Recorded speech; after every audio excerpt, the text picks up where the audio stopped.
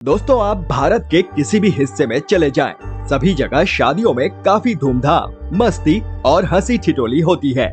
इसके अलावा भारतीय शादियों का सबसे अहम हिस्सा होता है दूल्हा और दुल्हन की निभाई जाने वाली रस्में।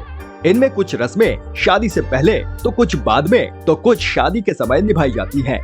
कहीं शादी के बाद दुल्हन कोई कपड़ा नहीं पहनती है तो कहीं पूरा परिवार मिलकर दूल्हे के कपड़े फाड़ देता है।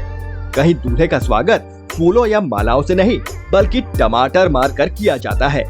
देश के अलग अलग राज्यों में अलग अलग परंपराएं और रस्में निभाई जाती हैं।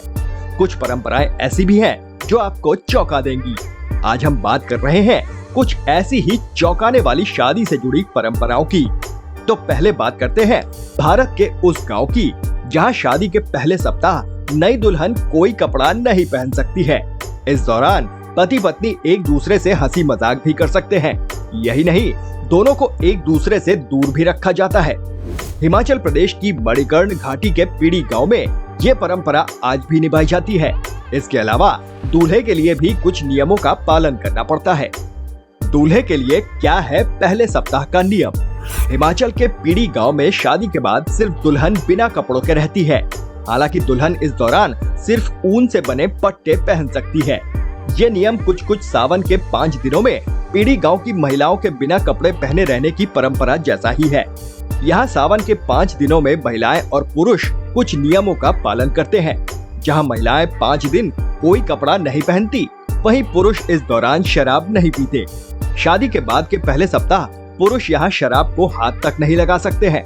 माना जाता है कि अगर दूल्हा दुल्हन इन प्रथाओं का पालन करते हैं तो उन्हें सौभाग्य की प्राप्ति होती है। कहाँ दुल्हन की माँ दूल्हे को पिलाती है शराब? छत्तीसगढ़ में भी शादी से जुड़ी ऐसी रस्में हैं जिनको जानकर आप चौंक सकते हैं। दरअसल छत्तीसगढ़ के कवर्धा जिले में बैगा आदिवासी समाज में शादी के दौरान दुल्हन की माँ दूल्हे को शराब पिलाकर रस्मों को शुरू करती है। इसके बाद पूरा परिवार साथ बैठकर शराब पीता है। यहाँ दुल्हन भी दूल्हे को शराब पिलाती है। इसके बाद शादी का जश्न मनाया जाता है। हालांकि बैगा आदिवासी समाज में एक अच्छा रिवाज भी है। यहाँ शादियों में किसी तरह का लेन देन यानी दहेज या तोहफों का लेन देन नहीं होता है। साथ रहने के 1 साल बाद बुजुर्ग देते हैं मंजूरी। कुछ आदिवासी समुदायों में नवविवाहित जोड़ों यानी नई दुल्हन ही नहीं, दूल्हे को भी किसी से बात करने या लोगों से मिलने की मंजूरी नहीं होती है। इन समुदायों में शादी के बाद पति और पत्नी को एक गुप्त जगह पर भेज दिया जाता है। इस दौरान दोनों एक दूसरे के अलावा किसी तीसरे से बात नहीं कर सकते। इस तरह से एक साथ 1 साल रहने के बाद गांव के वरिष्ठ लोग शादी को वैध घोषित करते हैं। इसके बाद समुदाय में जबरदस्त तरीके से जश्न मनाया जाता है। साथ ही शादी का उत्सव भी होता है। यहाँ फाड़ डाले जाते हैं दूल्हे के सभी कपड़े। इसी तरह का एक और रिवाज है सिंधी समाज में। यहाँ पूरा परिवार मिलकर दूल्हे के कपड़े फाड़ देता है।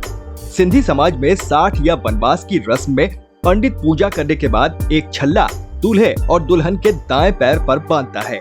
इसके बाद 7 सुहागिनें मिलकर दूल्हा दुल्हन के सिर पर तेल डालती हैं।